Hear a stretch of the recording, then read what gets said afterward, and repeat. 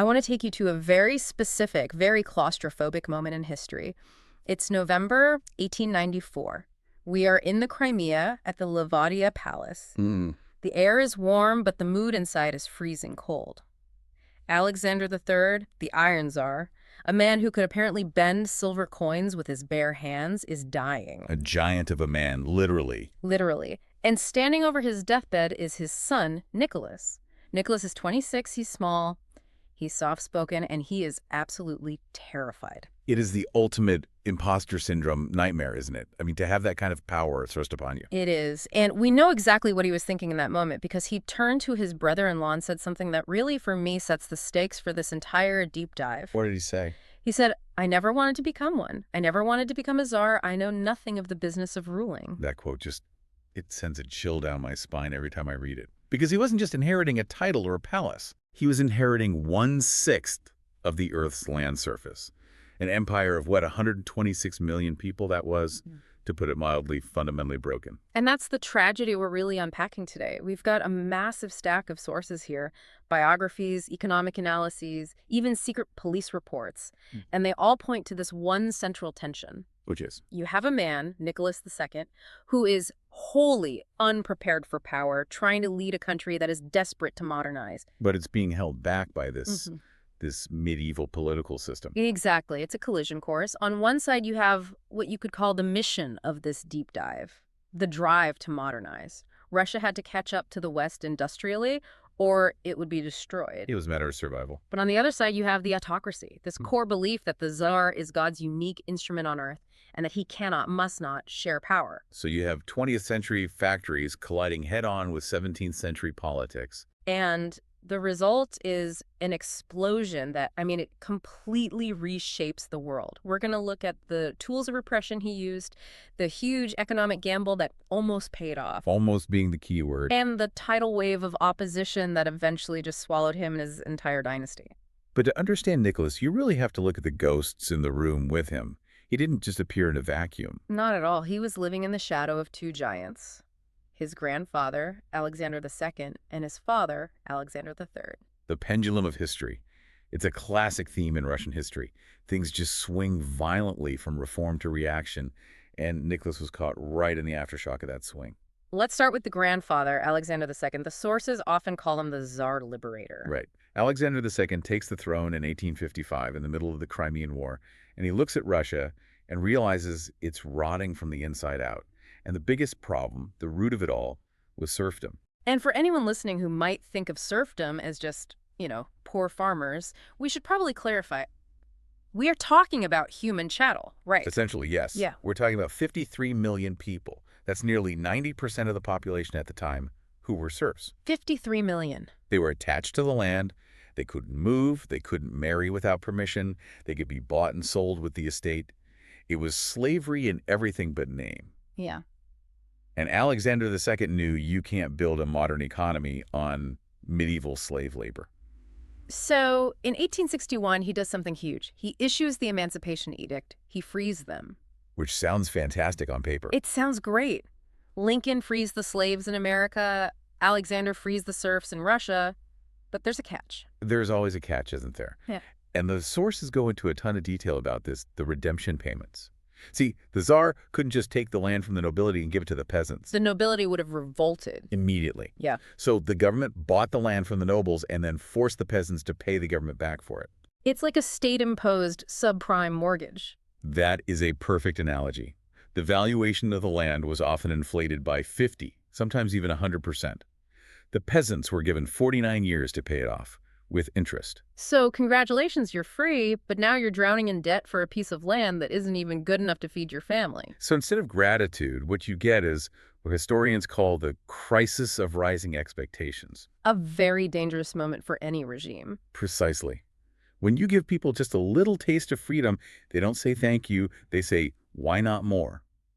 Alexander II was trying to reform from above to prevent a revolution from below. But by opening that door just a crack, he let the wind in.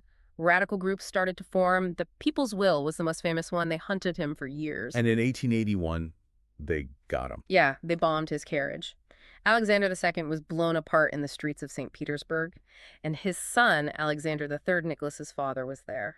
He saw his own father, the great reformer, dying in a pool of blood.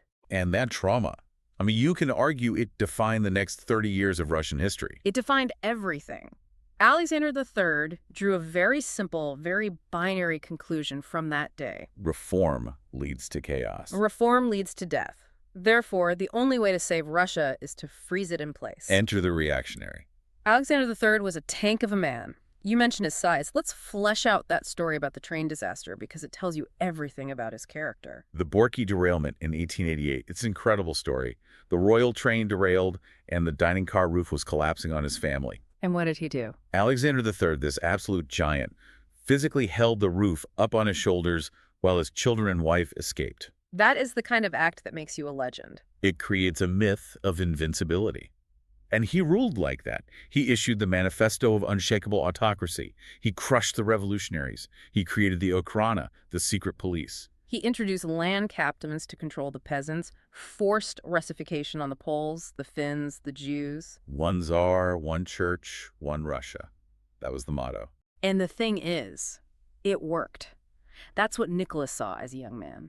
His father was brutal, but under him, the bomb stopped. The country felt stable. So Nicholas grows up believing that the only way to be a good Tsar is to be a terrifying Tsar.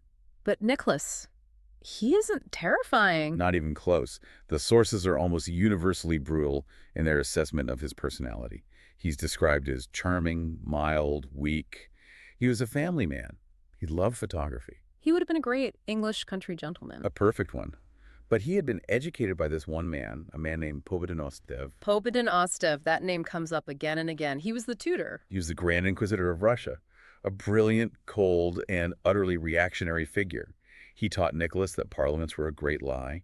He taught him that democracy was a disease. He drilled into Nicholas's head that he was answerable only to God. And that if he shared power with the people, he was committing a sin, betraying his sacred trust. So, Nicholas takes the throne in 1894. He has the ideology of a tyrant, but the personality of a pushover. And to make matters worse, he has a wife, Alexandra, who is constantly telling him to toughen up. Alexandra is such a crucial piece of this puzzle. She was German royalty, Queen Victoria's granddaughter, but she was also deeply neurotic, deeply religious, and absolutely obsessed with the idea that her son, Alexei, must inherit the autocratic power completely intact. So she saw any compromise as a weakness? A betrayal. So you have these two people, isolated in their palace, reinforcing each other's delusions while the world outside is changing at light speed. And the world was changing. Which brings us to the second pillar of our deep dive, modernization. Because while Nicholas was dreaming of the 17th century, his government was trying to drag Russia kicking and screaming into the 20th. And the man driving that bus was Sergei Witt. Witt. If Nicholas is the reluctant autocrat, Witt is the frustrated genius. He was the Minister of Finance, and he looked at the map of Europe and saw a terrifying reality. He saw Germany, Britain, France, all of them industrial powerhouses. They had steel, they had machine guns, they had railroads. What did Russia have? Russia had peasants and wooden plows. He famously said, "We are 50 years behind the advanced countries. We must make up this distance in 10 years. Either we do it or they will crush us." Which is chillingly similar to what Stalin would say a few decades later. But Witt saw it first. He knew that for Russia to remain a great power, it had to industrialize. But Russia didn't have a middle class to build factories. It didn't have capital. So Witt comes up with this plan. The sources call it the fourfold plan. Let's break this down because on paper it looks pretty smart. But in practice, it was brutal. Okay, step one. Step one, protectionism. He put up massive tariffs to stop cheap European goods from flooding into Russia. If you wanted to buy steel in Russia, you had to buy Russian steel. This protected the infant industries. Standard economic playbook. What's step two? Foreign investment. Witt knew there was no money in Russia, so he went to the French and the British and said, "Lend us your money. Invest in our railroads. We offer high returns." He essentially invited the West to build Russia's infrastructure for him. Exactly. But to get those loans, he needed a stable currency. Nobody wants to invest in a currency that's all over the place. Right. So that leads to step three. The gold standard. In 1897, he pegged the ruble to gold. Now, this sounds technical, but it's absolutely crucial. Before this, the ruble fluctuated wildly. So if you're a French banker, you don't want to lend in a currency that might lose half its value next week. Precisely. Gold made the currency hard. It made investors feel safe. But there's a downside to hard money, isn't there? A massive A one. massive downside. When you're on the gold standard, you can't just print money to pay your debts. You have to earn the gold. And how does Russia earn gold? They don't have manufactured goods to sell. They only have one thing the world wants. Grain, which leads to step 4, the most controversial part of Witt's plan, the squeeze. To pay back those French loans and maintain the gold reserves, Witt had to export massive amounts of grain, So he taxed the peasants heavily. very heavily. He forced them to sell their grain to the state just to pay their taxes. The state then sold that grain abroad for gold, Even when there was a famine. especially when there was a famine.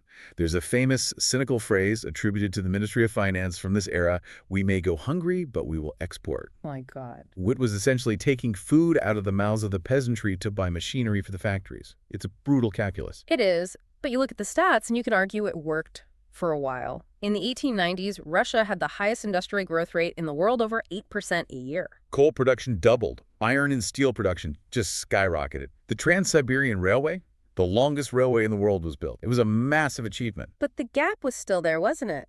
It was. By 1913, despite all this incredible growth, the average Russian income was still only 1/10 of the average American income. But more importantly, this industrialization created a new, explosive problem. It created the proletariat. The urban working class. Exactly. Millions of peasants moved to the cities to work in these new factories. But there were no labor laws, no unions, no safety regulations. So what were the conditions like? Horrific. They lived in filthy, overcrowded barracks. They worked 14-hour days. Witt built the hardware of a modern state, the factories and trains, but Nicholas refused to build the software. The laws and rights to protect the people working in them. You're creating a powder keg. You're taking millions of angry, dislocated people, packing them into cities like St. Petersburg and Moscow, and giving them absolutely no legal way to complain. And that segues perfectly into our next section, the pressure cooker, the growth of the opposition. Because when you block every single legal channel for change, the pressure just builds and builds until it blows the lid clean off. Let's map out this opposition, because it wasn't just one group, was it? It was a whole spectrum. On the polite end, you had the liberals. The liberals. Yeah. These are your doctors, lawyers, teachers, the intelligentsia. They didn't want to kill the Tsar. They wanted to limit him. They wanted a constitutional monarchy like in Britain. And their main base of power was something called the Zemstva. The Zemstva, we should explain that. Yeah.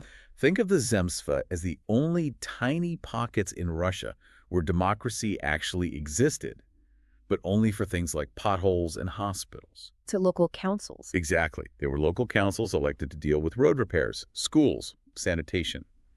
But because they were the only elected bodies in the entire empire, they naturally became the gathering place for everyone who wanted political reform. It's like if the local school board was the only place you could legally complain about the president. Eventually, the school board becomes a revolutionary body. So that's the liberals. Then you move into the radicals, the socialists. And this is where it gets a bit Monty Python. The People's Front of Judea versus the Judean People's Front. But the distinction is actually really important. It's vital. You have two main groups. First, the social revolutionaries, the SRs. Okay, that's ours. These guys were focused on the peasants. Their slogan was simple: land to the peasants. They were a weird mix of populists and terrorists. They believed in something called the propaganda of the deed, Meaning assassinations. meaning blowing people up. The SRs assassinated thousands of government officials. They killed the Minister of the Interior. They killed the Tsar's own uncle, Grand Duke Sergei, literally blowing him to pieces inside the Kremlin. Wow. And the other group. The Social Democrats, the SDs, these are the Marxists. They looked at the peasants and said, "You guys are backward history. The future is the urban worker." They focused on organizing the factories. And this is the group that, of course, famously split into the Bolsheviks, led by Lenin, and the Mensheviks. That's the one. So you have the countryside burning. The sources mention the years of the red cockerel, which is this terrifyingly poetic way of describing peasant arson. And the cities are simmering, and the government's response to this is baffling. Let's talk about police socialism. Ah, the Zubatov experiment. This is one of those moments in history where you just have to shake your head. Sergei Zubatov was the head of the Moscow secret police, Right. and he had this idea.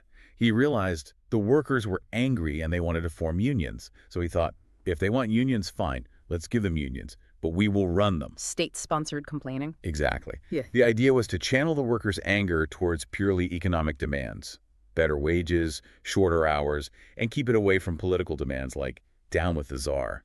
He thought he could control it. But you can't control a wildfire once you light it. Of course not. By allowing workers to organize at all, he legitimized the very idea of resistance. And when the economy tanked in 1904, those police unions turned on their masters. And one of them was led by a charismatic priest named Father Gapon. And that leads us directly to 1905. The year the dam broke. The trigger, weirdly enough, was the Russo-Japanese War. A short, victorious war, the Minister of the Interior called it. He thought a nice little war would boost patriotism and stop the revolution. Big mistake. A huge mistake. Instead, Japan, an Asian power that the racist Russian elite completely underestimated, absolutely thrashed Russia. They sank the fleet. They took Port Arthur. It was a national humiliation. So morale is at rock bottom. The economy is in a slump. And in January 1905, Father Gapon decides to lead a march to the Winter Palace. Bloody Sunday. We really need to visualize this scene. It's a freezing Sunday morning. You have 150,000 workers and their families marching through St. Petersburg. But they aren't marching with red flags, are they? No, not at all. This is the key. They're carrying religious icons. They're carrying portraits of the Tsar. They are singing God Save the Tsar. They aren't revolutionaries yet. There are petitioners. They are going to their little father, that's what they call the Tsar, to beg for his protection from evil factory owners and corrupt officials. They truly believed that if the Tsar just knew how much they were suffering, he would help them. And what happened when they got there? They reached the palace square. The Tsar wasn't even in the city. He'd already left. The troops were lined up. The crowd didn't stop because, again, they couldn't conceive that the Tsar's troops would shoot at them. And then the order was given. The guns fired. The sources say hundreds were killed. Estimates vary, but hundreds died. The snow turned red.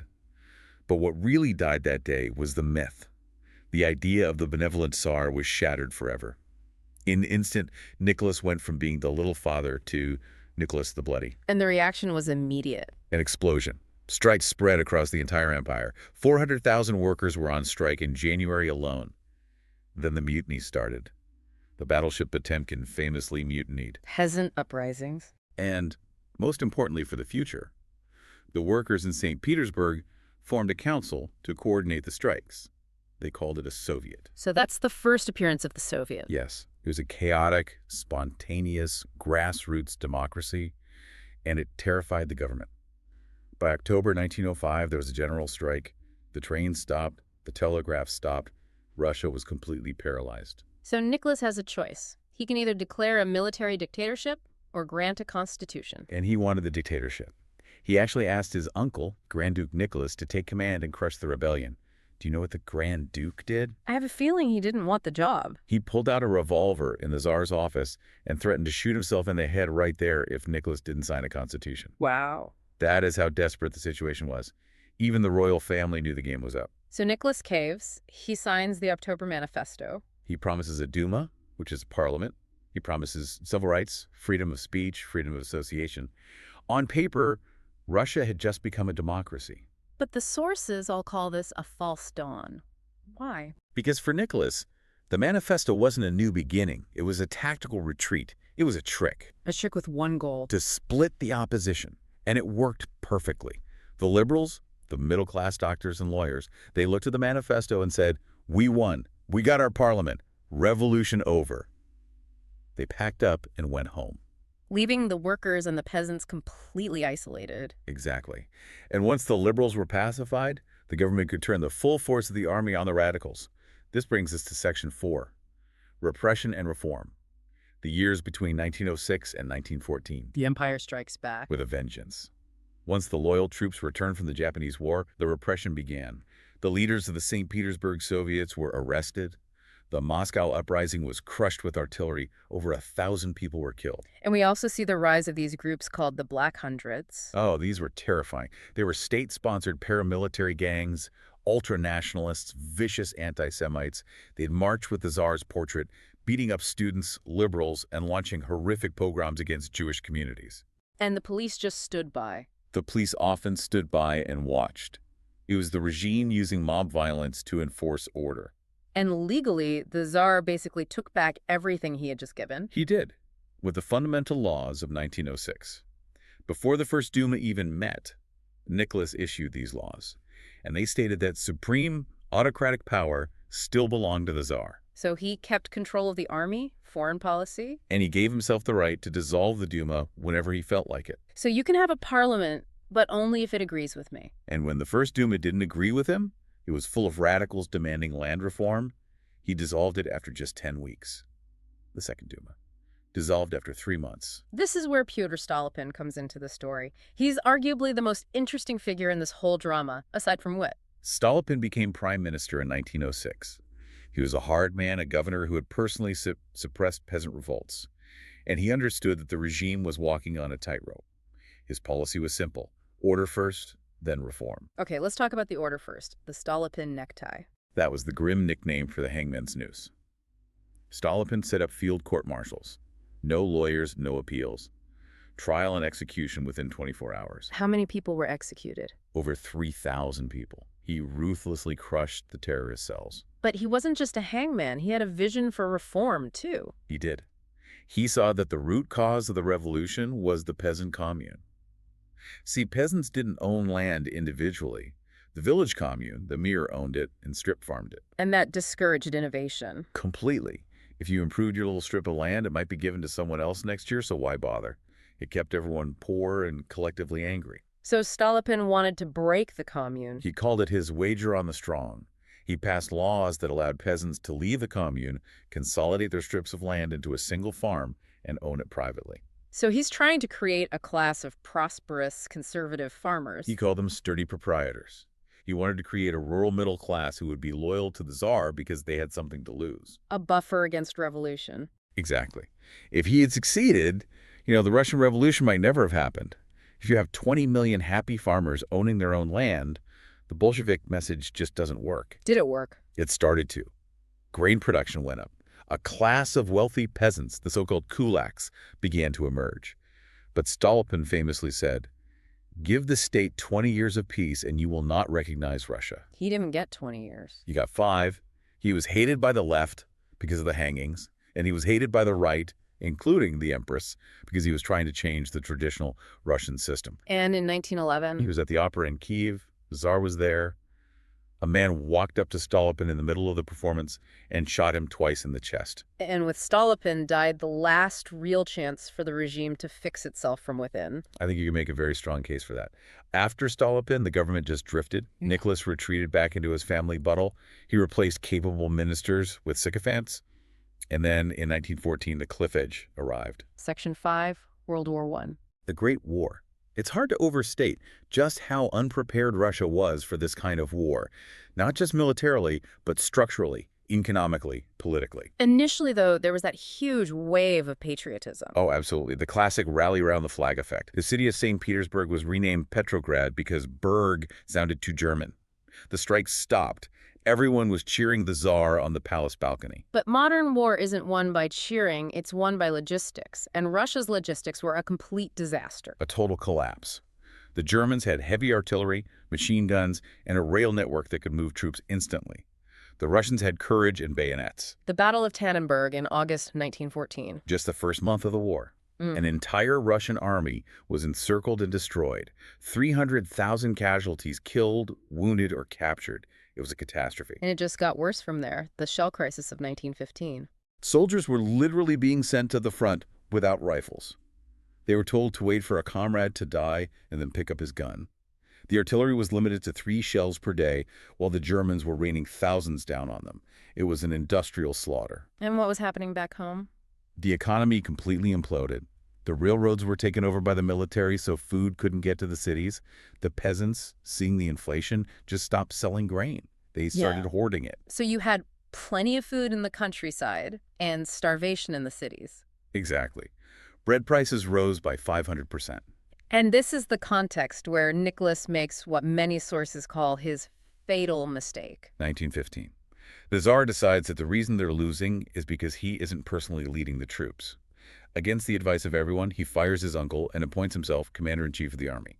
Why was this so catastrophic? For 2 reasons. First, he was now personally responsible for every single defeat. When the army lost, it wasn't bad generals anymore, it was the Tsar lost. He destroyed his own sacred image. And second, He left Petrograd.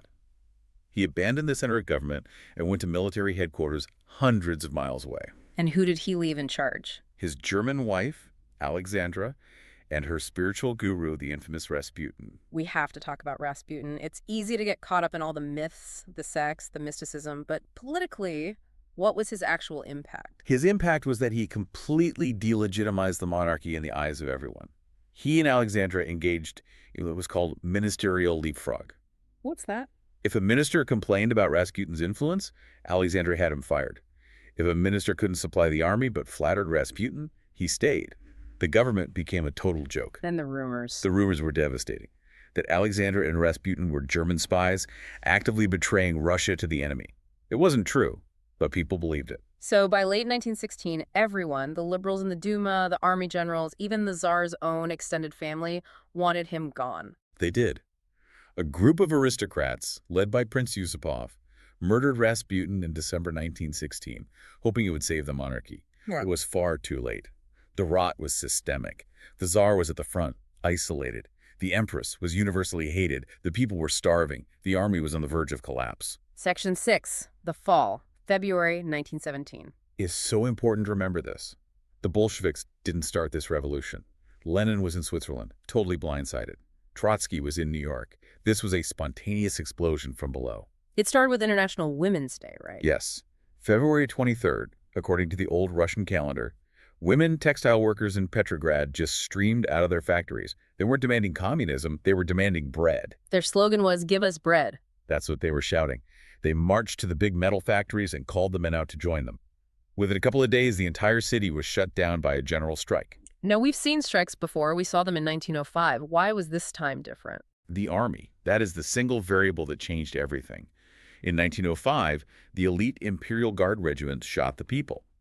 In 1917, the soldiers in the Petrograd garrison were mostly fresh recruits, older peasants, waiting to be sent to the slaughter at the front. So they looked at the women in the streets. And they saw their own mothers and sisters. So when the order came to shoot, They refused. The Volinsky regiment mutinied first. They shot their own officer and joined the crowd. And once the government lost its monopoly on violence, it was over. Nicholas tries to get back to the capital by train. But the railway workers were on strike. They blocked the tracks. He was stranded on his train at a station in Pskov. His own generals sent him a series of telegrams saying, "It's over. For the sake of the war effort, you must abdicate." And he did. He did. Almost quietly, with a strange sense of relief, according to his diary. On March 2nd, he signed the paper. 300 years of Romanov rule ended in a railway carriage. He abdicated for himself and for his son. Russia was now a republic. But this isn't the end of the story. This is just the end of the Tsar. What you have now is a power vacuum, the dual power. This is critical to understanding what happens next. It's everything. On one side, you had the provisional government. This was formed by the old Duma, liberals, men like Prince Lvov and later Alexander Kerensky. They have the legal authority. They were recognized by the Allies, And on the other side, the Petrograd Soviet, the Council of Workers and Soldiers. They had no legal standing whatsoever, but they had the real power. because they controlled the troops. They controlled the troops, the trains, the telegraphs. They issued Order Number 1, which told soldiers they only had to obey the provisional government if the Soviet also agreed with the order.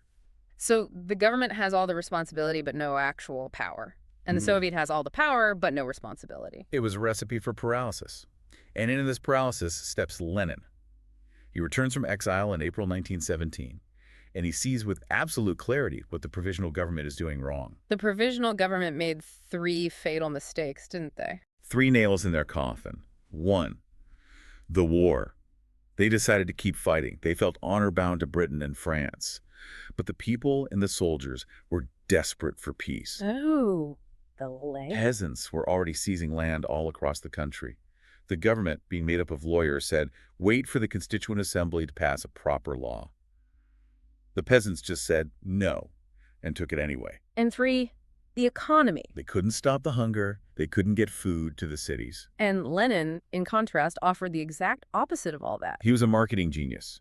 He didn't talk about complicated Marxist theory. He boiled it all down to 3 simple, powerful words: peace, bread, land. Peace. End the war now. Bread. Feed the cities. Land. The land belongs to you, take it.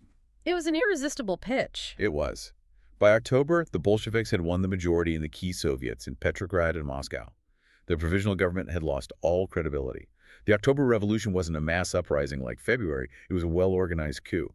The Bolsheviks just walked in and took the power that was basically lying in the street. So let's synthesize this whole deep dive.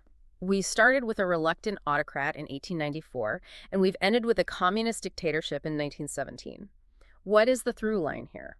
I think the through line is that you cannot stop time. Nicholas II tried to freeze Russia in the past. He wanted the industrial power of the 20th century without the political messiness that comes with it. He wanted the factories, but without the workers' rights. He wanted the railroads, but without the free movement of ideas. Exactly. And the tragedy is that by refusing to bend, he ensured that the system would break. If he had accepted the 1905 reforms sincerely, if he had allowed the Duma to actually govern, if he had worked with the liberals instead of treating them as his enemies. That's the great what-if of Russian history. It is. Imagine a world where the Romanovs became constitutional monarchs like the British Windsors. Russia was growing so fast economically before the war. If they could have just avoided that catastrophe or survived it, Russia might have become a liberal, capitalist superpower. But Nicholas believed he was answerable only to God. And in the end, that refusal to share the burden of power meant that when the immense weight of the war crashed down, he was standing underneath it all alone. And he took the entire empire down with him. And with that, we'll leave you with a final thought to mull over. Was the fall of the Tsar inevitable due to the deep-seated backwardness of Russia, or was it the specific personality and the key decisions of Nicholas II that ultimately doomed the dynasty?